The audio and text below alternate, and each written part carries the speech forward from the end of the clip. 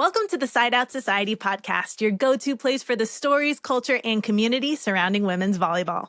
I'm one of your hosts, Tiff Oshinsky. And I'm Lindsay Harwood, your other host. Okay, Lindsay, I'm very excited for our guest today because as shorties, you and me being short, we have this woman, amazing player who really shows that shorties can play in a big girls game. One, I'm jealous, but it's also completely blowing up my spot because my excuse my whole life, I'm 5'6", was like, oh, I'm too short to make it big. And so, yeah, our guest today just totally proves me wrong. Yep, yeah, exactly. She proves that you don't need to be 6'4" to absolutely dictate the terms of a match.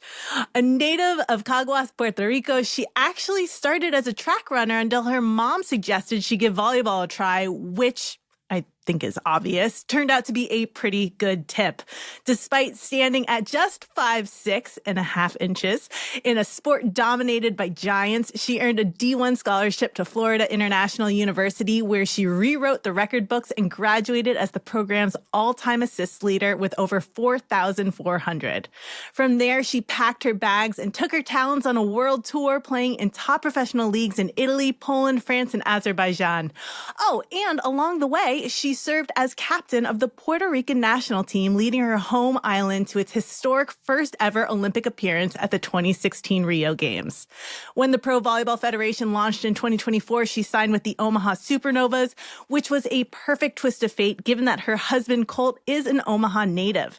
She went on to win the league's inaugural championship there, but just when it felt like her storybook path was settled, fate steered her to Texas, where she stepped in as the team captain for the Dallas Pulse and orchestrated a magical run to carry a first-year expansion franchise all the way to the 2026 MLV Championship.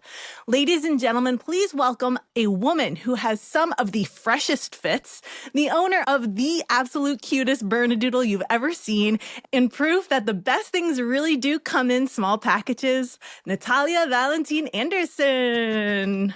Hi. Welcome. Thank you for having me. This is awesome. Oh, we're so excited to have you. And we just had Kaylee Cox on last week, too, to hear her experience of winning the championship and what that was like for her. But you have two now. So what was your experience like winning this championship, and how, if at all, was it different to the first time? It just brings I got goosebumps when you were saying all that, because it truly was like a storybook ending for us in Dallas. It really took a lot for all of us as individuals to make it and to believe that we can win. And for me, honestly, I'm just very grateful to God. I know he put everything in its place, in its time. And I know it was his will that we won this year. I'm just very proud of the Dallas City because they showed out in that last game, it was incredible, the atmosphere there. We can feel them behind us. And that's the most important thing. Volleyball just started at Dallas, and just having that support right away in the first year, it's key, not only to just us as a team, but just to women's sports and volleyball. And I'm just very, very grateful that the city showed out, and then we got it done. It's not a hard thing to do. It's not an easy thing to do, to just come into a new team and go and win a whole championship. It usually takes a couple of years, but like I said, I think it took everything from everybody individually to truly make it. And our motto was make our mark, and I'm pretty sure we did. Yeah, I'd say so. When you guys learned that you guys were going to be playing the finals in Dallas, like the playoffs were going to be in Dallas, did that kind of light an additional fire under your butts where you're like, we have to win this because we're going to be playing this at home? Not necessarily. We thought it was great because we're comfortable at home. That's what we do every single day. We didn't have to pack and move all the way to another city to go play. And that's always a plus on your body, especially. We had the opportunity to stay at home in our own apartments, which I think it's also key because, when it comes to a championship, there's so many distractions that happen during the whole weekend that if you can be sheltered a little bit from that and not seeing all these people all the time, like in the lobby of the hotel, or like leaving practice, or it shelters you, and like it makes you, it's not like we took it as just one more game, but like we were really truly focused on the game, not the distractions that come with a championship. And then especially playing your old team in the Yeah. championship. What was Yeah. that like? You know, like I've always said, this is a business, you know, and like it can happen where you're just not wanted back. And it's just, it's not even have, it doesn't even have to do with the fact that it was against them. It was the fact that that we built something and we achieved the goal, the main goal as athletes. You know, most of our careers, it's people can define a lot of the years as failure because you don't win every single year a championship. But, you know, like we as athletes have to, you know, live and start to understand that it's just, it's not a failure if you lose or win, right? So for me, it was just about starting something and finishing the goal. And for me, it was more about staying true to myself and my faith, because it really truly was a moment where I had to decide as a family for my husband, do I move again? Do I go play somewhere else? Because I had been at home for 2 years. And before that, I had been gone for 12. So it was more about our livelihood, you know, just like saying, do I move again away from you? And that is just, it's tough on you know, on a person. I've been married for 7 years, you know, and you know, it's so funny because my husband never doubted it in 1 second. He was like, we're going to Dallas and I'll be there as much as I can. And you're going to go do your thing.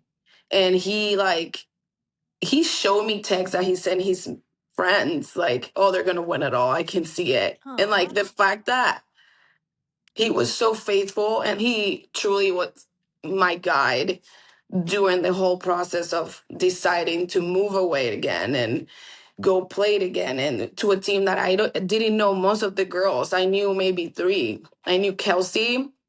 I knew Kaylee from playing against her. I knew Kendall and I knew Caitlin. Everybody else I had never played with. So it was at times like I would ask myself, what am I doing here, God? Just let me know, what is the purpose of me being here? You know, because it was a hard transition for me again. And I think it was more about that than it was against playing with my old team, against my old team, you know. It was about just the whole process and how my faith grew.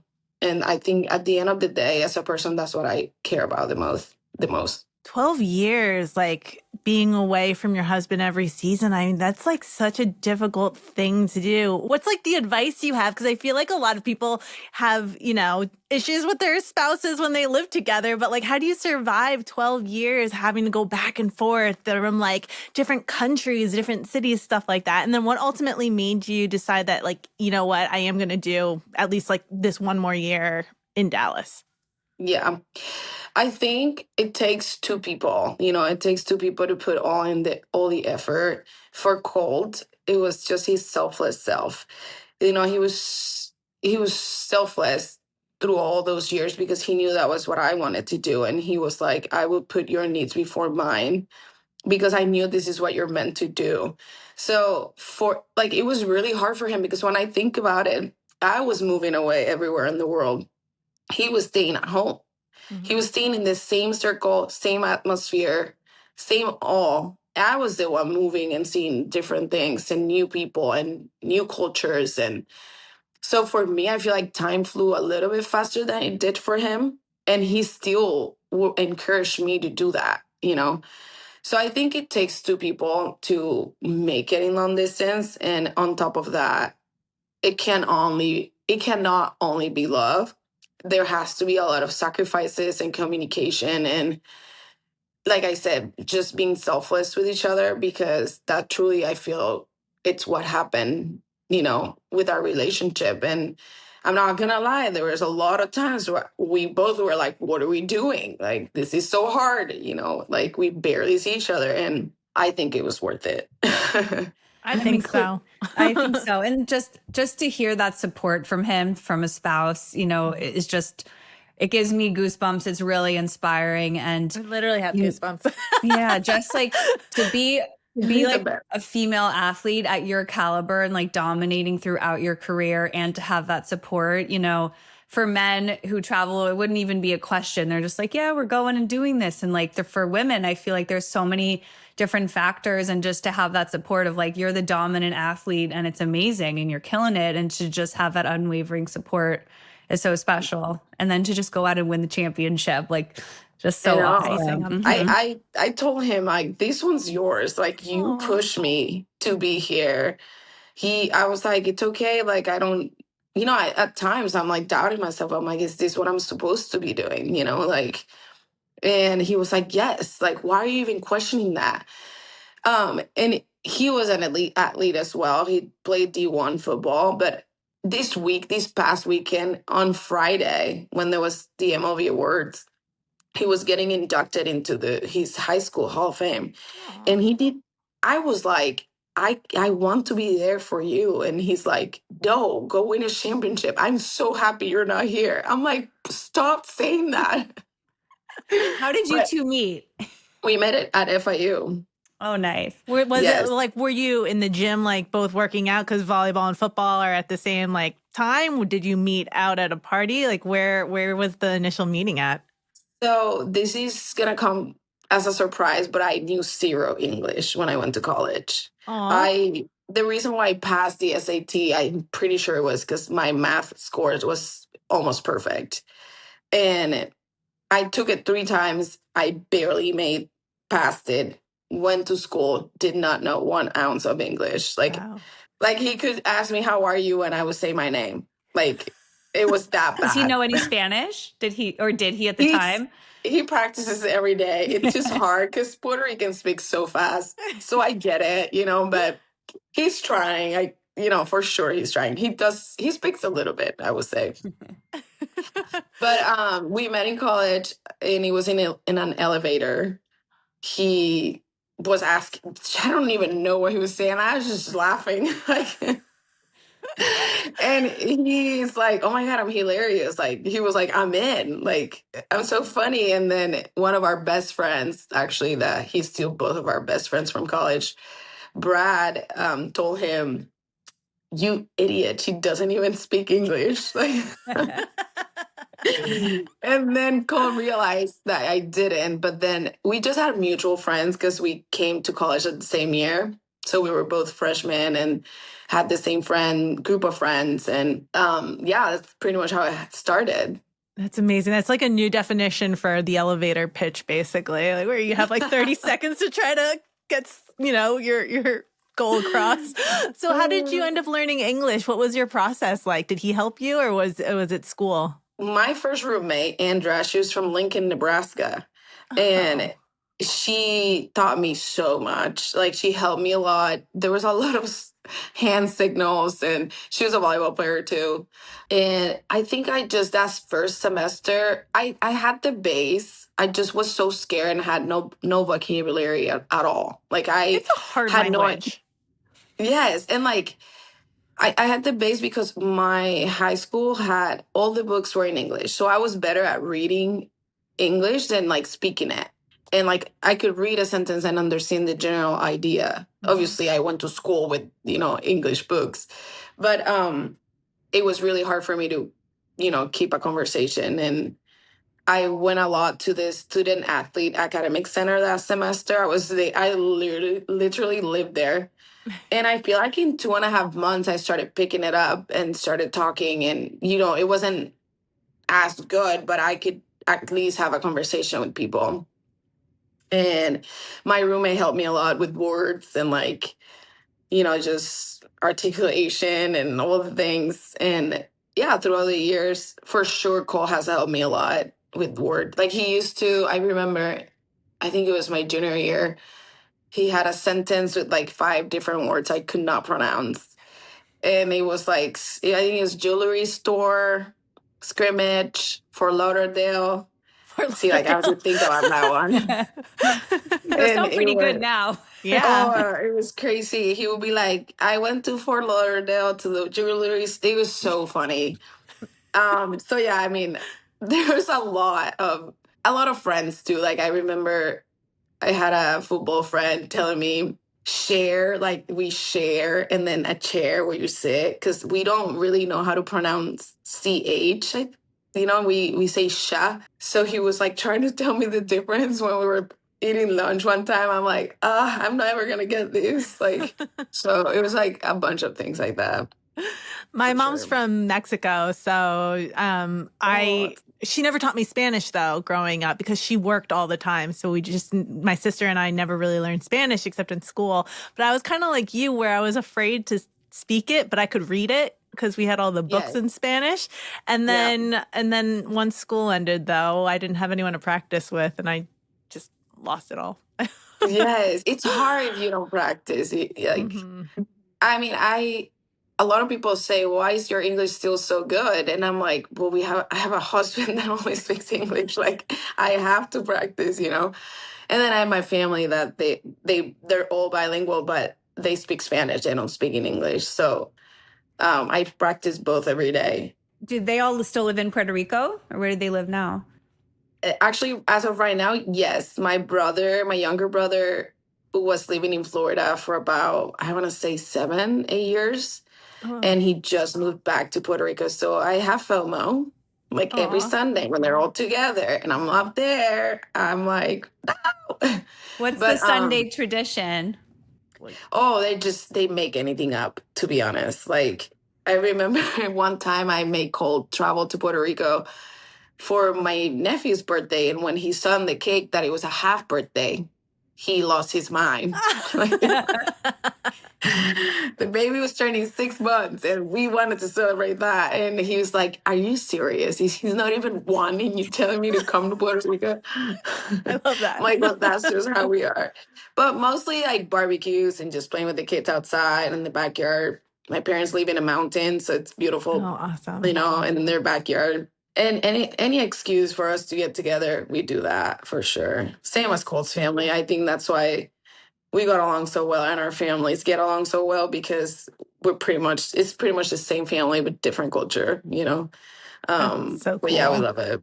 How big is your family? Like my mom's side is huge. There's so many cousins, so many aunts and uncles. Yeah, my mom has 9 brothers and sisters, Oh, Oh my and gosh. my dad has 3 brothers and sisters, so he's one of 4. God, Yeah, those Sundays must be so much big. fun. I So fun. know, I'm so big jealous. family. Yeah. That's awesome. So is your home base in Omaha or are you guys living somewhere else? It is Omaha. We have all our businesses. We own a youth training facility, IG Sports Academy, in Omaha. So like every night we go over there and we train kids for speed and agility and different sports. I love kids and children, and I love teaching. So I feel like that was a perfect combination for us. Cole is the same way. He's very involved in the youth here in Omaha. He coached basketball for like, I want to say 7 years too, and Hmm. coached football, freshman football, and helped with varsity. And, he's very involved with, sports. I feel like because I was always gone, that was his way of staying busy. And honestly, it was a blessing, to be honest. We love it. We're growing it. It's only our 3rd year with the facility. And yeah, we're excited for this summer for sure. That's so cool. I And love that. you were just talking about, like, before we started recording, going from an incredibly busy schedule, like regimented schedule every hour, to now you have way more free time. What are you doing with that free time right now, or besides working? Yeah. Yeah, what's on your agenda? Well, moving out of Dallas was tough. I didn't know I had so much stuff. It's crazy how much stuff you can get in 6 months. But pretty much clean my house before unpacking, because I'm like, okay, I need to declutter and donate stuff. And so I did all that, and I'm cooking a lot, taking Bernie on walks. He's right there. Do you guys want to see him? Yes, Yes. please. Yes. Bernie, come here. Come here. We Come love here. pets on this show. Oh, Bernie's the cutest. So he's been going on 30-minute walks, and he hadn't been going. Oh Bernie, my God. What a Say precious hi. pup. He's so cute. Hi, Say hi. Bernie. Hi, sweetie. Hi, guys. I have the cutest paw. You do. Oh Oh my my God, I God, what love a him. precious pup. He is Oh. cute. He looks big on the screen, but he's only 35 pounds. He's so cute. How old is he? How long have He's you had him? 9. He's Oh, 9. Oh my I gosh, know, you but don't he look still a acts day like a over 6 puppy. months. Yeah, he's a baby. What a Hi, cutie. guys. Oh my The other gosh. day, he still acts like he's 2. The other day, he ate 30 beans, coffee beans, oh my covered in God. chocolate. So there was running around Oh my with God. him. We have to induce vomiting. He did not throw up one bean. I don't understand where they went. Like, but he was still fine. You know, he He's slept fine. it off, and he's okay. But he scared us for sure. Oh, They're I'm so sure. resilient. My dog got into my daughter's backpack and ate a piece of chocolate cake that she brought home from like some birthday party. And we're like, oh my God, what's going to happen? Dog was totally fine. Like she's Totally fine. fine. And I have like a 10-pound dachshund. She's tiny. She was Oh, fine. So yeah. our I mean, doggies are resilient. their stomachs. I'm like, I'm waiting for him to like start throwing up or something. He was fine. Thank God. I was like freaking out, and this was like 11 p.m. We had to go to a 24-hour. Yes, it Yeah, was. It's scary. It's that so is It is scary. scary. Oh my gosh. Yeah. So since you've had Bernie for 9 years, how often does Colt send you pictures of Bernie while you're away? Oh, every day. I would like I asked for them every day. I wanted him to drive to Dallas. It was only 9.5 hours Oh to my. bring him for a little bit. And he's like, absolutely not. He would not last 9.5 hours in a car. No. But yeah, I came a lot to home though. Shannon was really good, our coach, with time off and just letting people recharge and go home for a couple of days and come back. And so I was here a lot more than I thought I was going to be. That's nice. So that helped seeing him because Cole could travel, he didn't, but so that's what I've been doing. I've been giving him 30 minutes walks every single day. So he's like exhausted. He's like getting in shape again. And yeah, just relaxing, seeing family and friends. There's a lot of graduation parties happening with close family, relatives, kids graduating. And yeah, we've been not busy, but very nice to just have slow mornings. And I read my Bible every day. So I do that every day still. And yeah, just hanging out and then working at the gym. Yeah. Oh, that sounds nice. What's kind of your mindset now after, 12, 13 years playing professionally? We hope to have a family one day. We're just going year by year. I was just thinking, like, you've played many years in so many different countries, different levels. Like, now you're the veteran on the court, especially as the setter, the one in charge of, as the captain of Dallas also. Like, how has your mindset changed being from like the rookie to now the veteran? Like, how do you deal with the pressure of it? You were just talking about your coach giving you time off, like dealing with all the the mental side of the game as well as physical. Like, what have you learned over the years, and what's just changed now that you're the star veteran? I think for me, I've always been very giving, I would say. So this is kind of crazy because that brought me to an experience that I had last July where I couldn't sleep. And sometimes when that happens, I just write things down. And what I wrote was, you only grow when you're uncomfortable. Mm. And then I wrote something in the terms of like, you just gotta be aware of your surroundings so that you can help and serve others. So I feel like it comes from that. It comes from just being aware of your surroundings. And I've always been that way. Like whether I was a rookie or I'm a veteran now, I've always want to feel like I'm including every single teammate and that they have a role and that they feel valued and seen.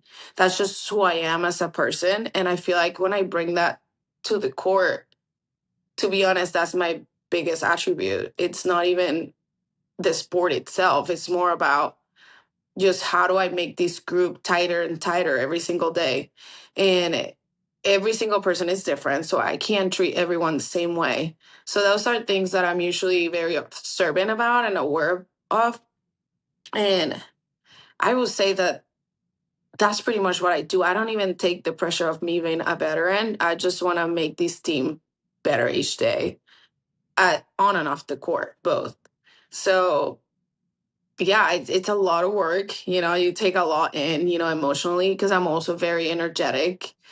And if I'm not, I'm like, what's wrong with me? Like, I'm always smiling and laughing and, bringing the energy. But sometimes, we're humans. And when you don't have it, it's how you could be vulnerable with them. And I feel like that would make them feel like, oh, we're all equal. So that's pretty much what I focus on when it comes to being either, yeah, when I was a rookie, I did the same thing. Was I hurt? I don't know, but I did it. And then now as a veteran, that's what I strive to do with any team, for sure, whether I'm on the court or not. I mean, you're very energetic just watching you on the court, but like even watching your wire videos, like where they have you wired and just bouncing around, cheering, smiling, laughing. It's so funny. It's so great to watch. Like you're a teammate that everyone would want. When you came to Dallas and, you knew that this was going to be an expansion team. It was going to be a hodgepodge of players from all over, but also newbies like Mimi Collier and stuff. I mean, as someone who likes to bring people together and make everyone work cohesively and be a team, what did you do to kind of begin the meshing process, or like the beginning where you're trying to gel and form this like cohesive unit?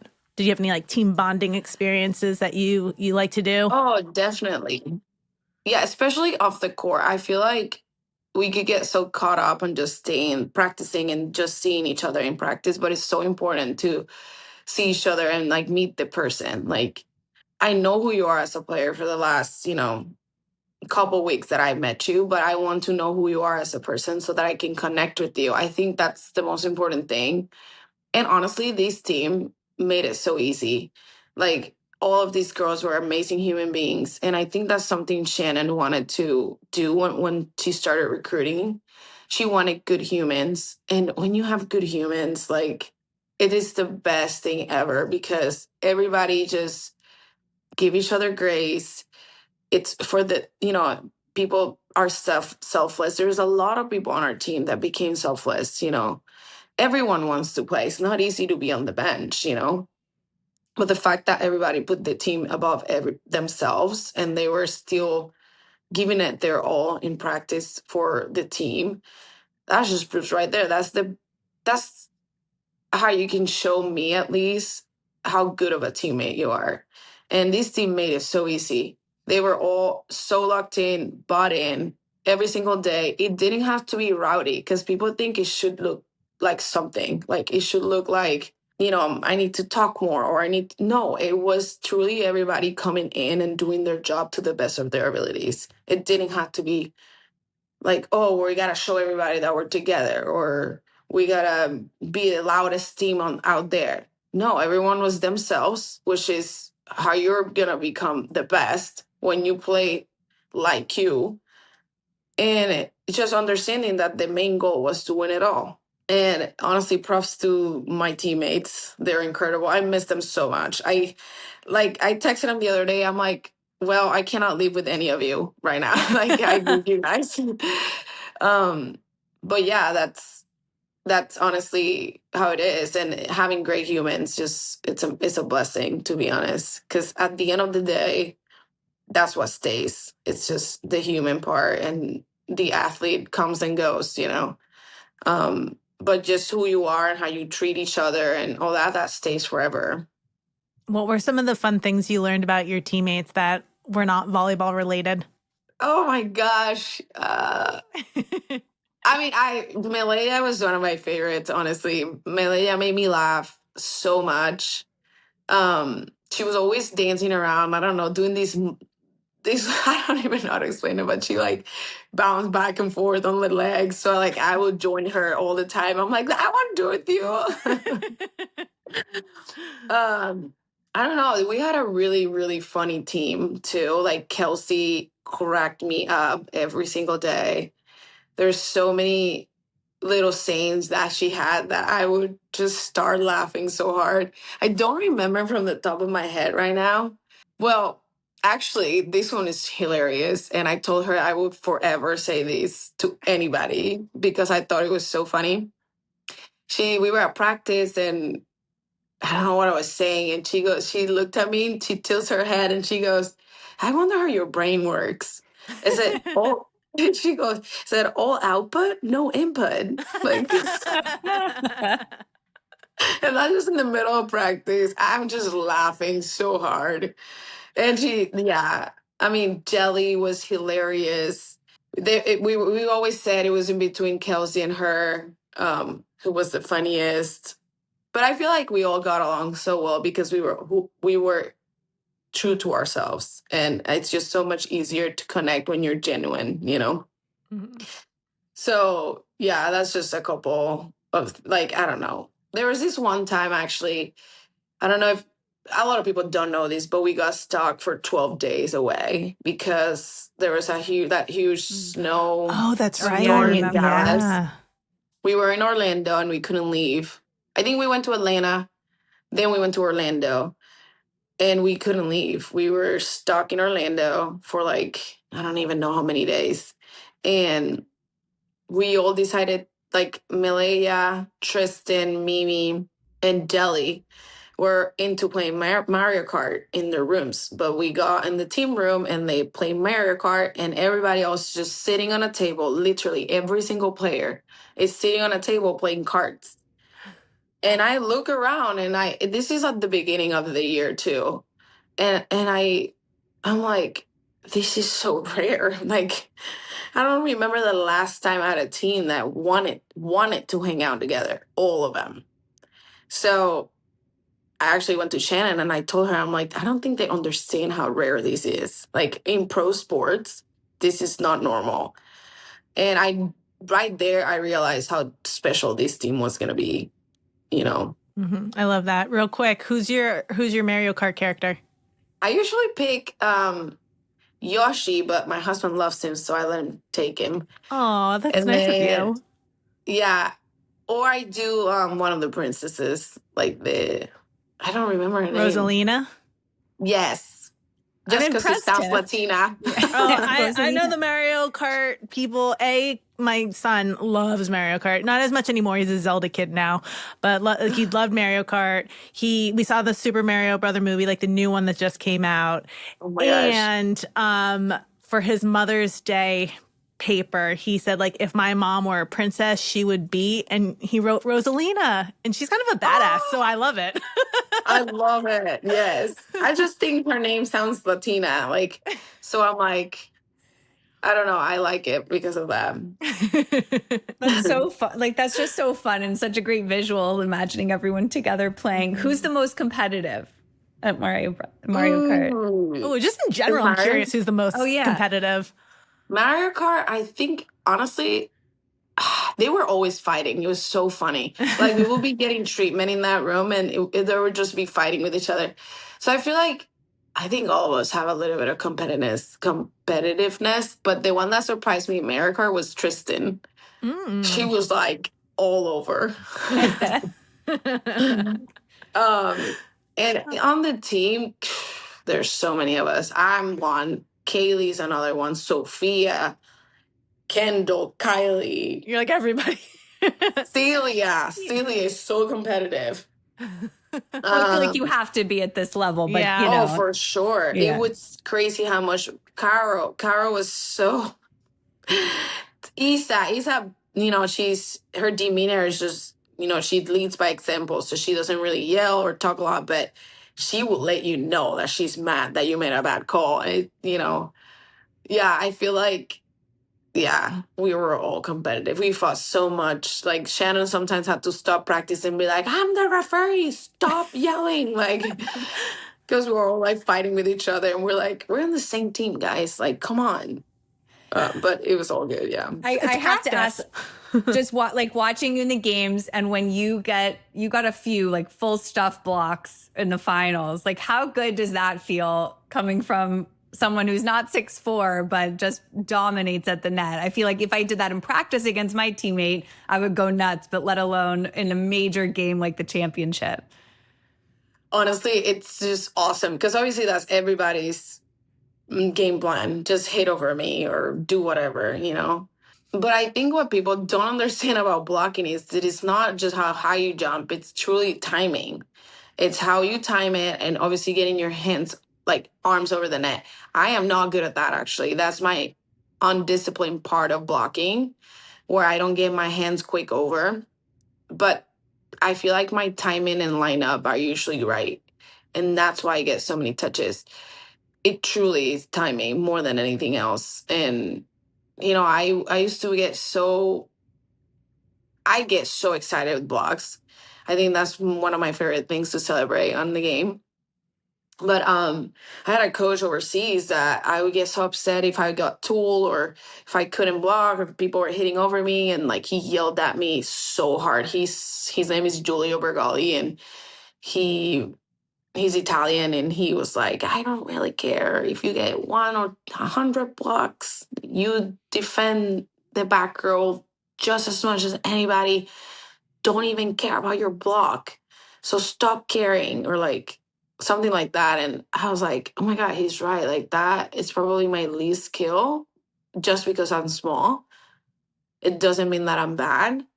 And I should not focus so of my on my energy in a game about it. So that's when I switched it. I switched my whole perspective. I was like, okay, if I can serve consistently well, defend every single ball, set well, because to be a good setter, you first need to set well and, you know, be precise and make good choices. Then blocking is my last skill that I should be like so focused on, you know? Mm-hmm.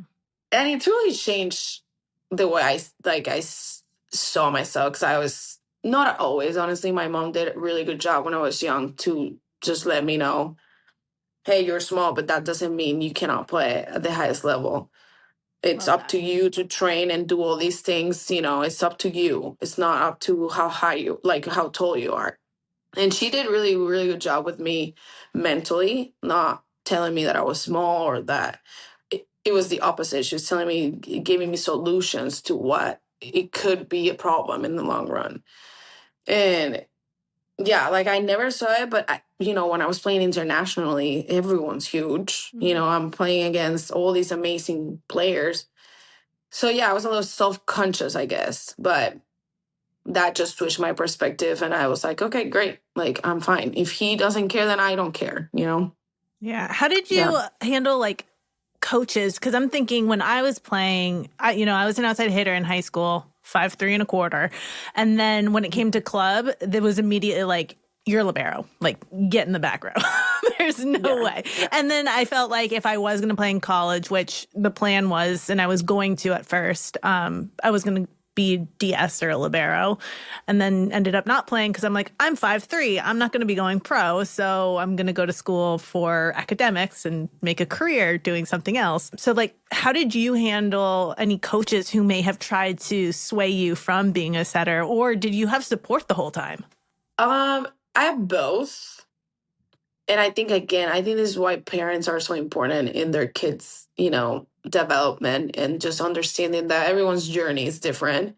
Because that's exactly what my mom told me. My mom was like, if you like being a setter, that's what you're going to be.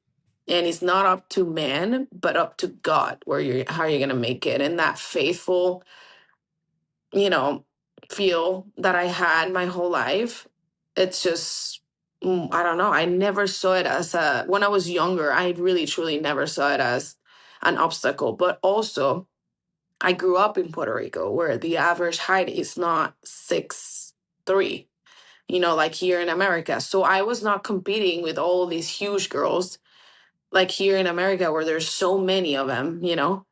Um, my average height was 5'10" and I was 5'6". So it's like, you know, like I never really saw myself as so little.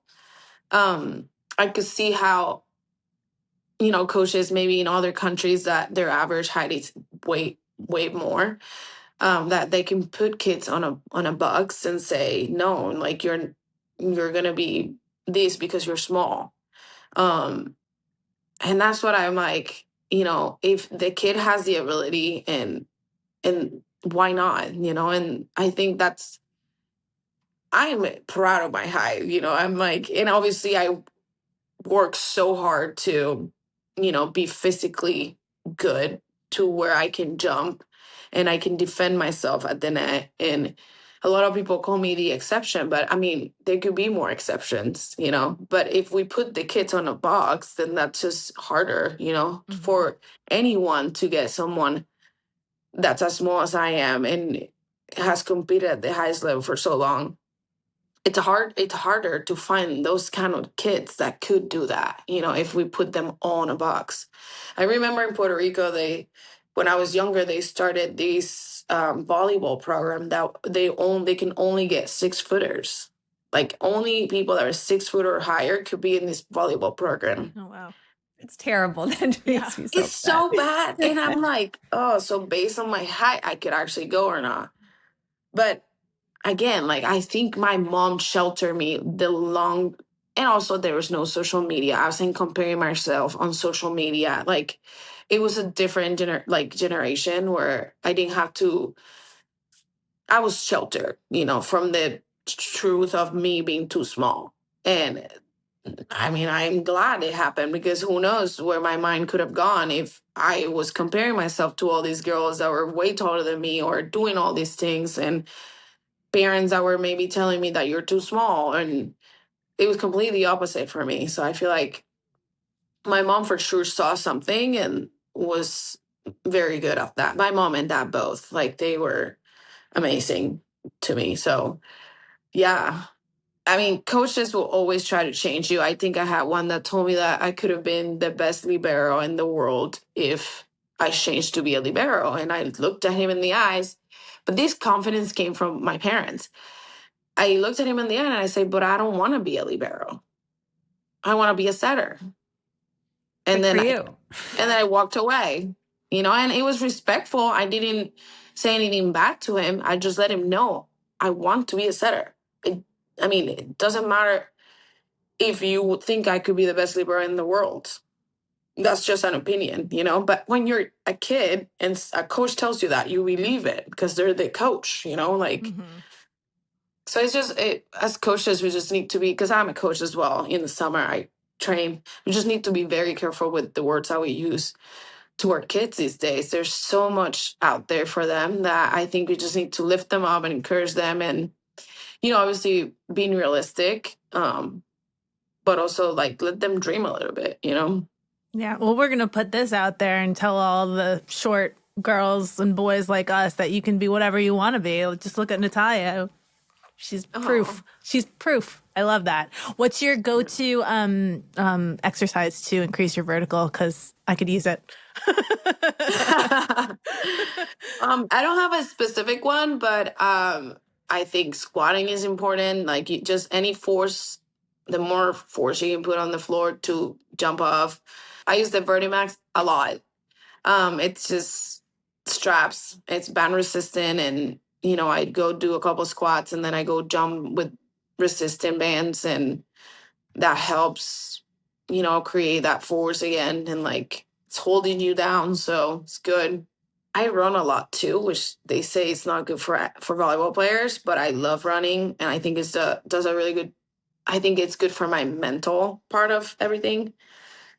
And I don't run long distance a lot anymore because of, I want my knees to last me longer. But I do a lot of sprints and, in intervals and stuff like that. Hand clings are great for jumping. Yeah, anything that you can put force on the floor and just lift it, that's always going to help you. And believe it or not, mobility, it's important. I just realized we've spent so much time talking to you, and I feel like we've eaten up a lot of your afternoon. We've had an amazing time talking with you. But before we end the interview, we like to do this thing called the side out sprint, which is a few rapid fire questions. If you're cool with that. Yeah, it's fun. All right, I'm not Lindsay. good at this game, but I'll try. That's all right. They're pretty easy questions, I think. So, Lindsay, you can Okay, start. so our first one, what is the most intense fan environment you've ever been in? Ooh, I want to say Puerto Rico. Oh, What are the They fans have like in Puerto Rico? they bring they bring pans and things and they hit it in the game, like the entire game. They're like in your ear, dun dun dun, like this. They're intense. that does sound intense. I don't know if I'd be able to mentally handle that. The whole game. If you Oh can my play gosh. there, then you can Yeah, play you can anywhere. play. Yes. If you can play there, you can play anywhere. Paraphrase Frank Yes. Sinatra. What's your favorite location that you've ever visited? I'm gonna say the favorite that I've lived in, it was San Rafael. It was France. I was 5 minutes from the beach, French Riviera. Just beautiful place to live. I've been there before, actually, and it Really? is the most beautiful place I've ever been to. It's gorgeous. Just the way to our apartments, I felt like I was in a movie. It was all these vineyards and Oh wow. yeah, I loved it there. It's actually where we got engaged too. So we Oh, want to that's go so back. special. Oh, Yeah. It's imagine so living special. there. It's so special. So nice. Okay, what is one volleyball rule that you would change tomorrow? Not crossing the center line. Mm. I've seen so many injuries happen because it's not the whole foot, but people like land on each other. I think you should not be able to cross that center line. What is your go-to beauty product? Right now, it's this spray. It's like a barrier spray that protects you from the stuff outside. I don't know how to call it. The UV Not rays? a- No, just like The pollution and the Oh, air like and that's stuff. yeah. that. Gotcha. I Gotcha. forgot the name though. What's a personal habit that you wish that you could break? Sleeping past 10. That sounds I don't so know the nice, last time I though. did that. Yeah. That sounds I so have a nice. gift. I have a gift where I can sleep, so much. That is a gift. It Hold on to is. that when you decide to have children. That's true. I think I'm like hibernating for that, like sleeping all this for when I have kids. But I really, really would love to be a morning person. I'm not. Um, and I think it's just beautiful when you wake up and everything's quiet and you have time for yourself. I envy people that are able to do that. I say these every night. I go to bed at 10 and I said, I'm going to wake up early. I'm going to be a morning person. And it never happens. I wake up at 9, 10. That's amazing. I'm envious of you. What's your favorite store to go clothes shopping? Ooh, I have too many. Name like top 3. Top 3. I like Reformation. I like Aritzia. I like Anthropology. All stores I love too. What's something people assume about you that's completely wrong or may not be like 100% accurate? I don't know, because I'm always so energetic and talkative. Maybe like people may assume that I like to talk, but I really don't. Like meaning like talk about other things. You know what I mean? Yeah, yeah. Like gossip or stuff I hate that.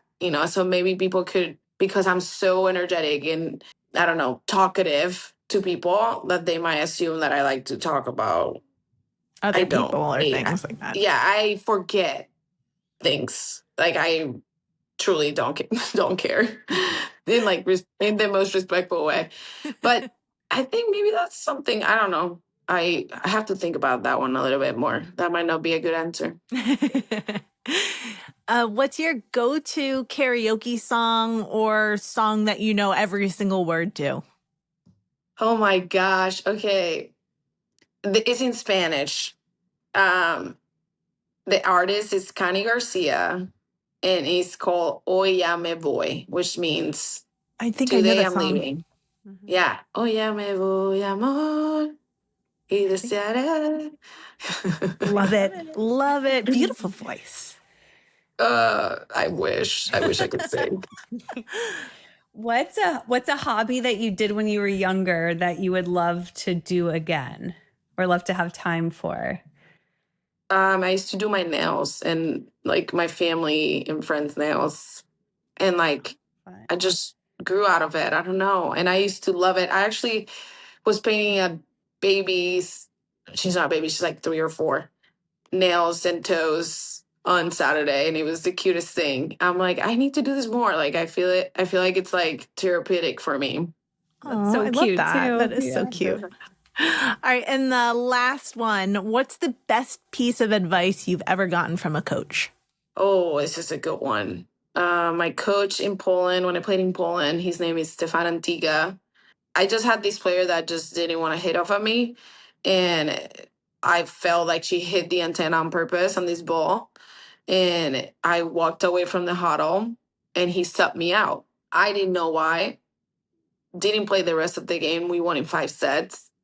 The next day he texts me, can you come to my office? And I'm in the office and he shows me this video back and forth, like me walking back, like not going in the huddle with my teammates. And he goes, what did you do wrong there?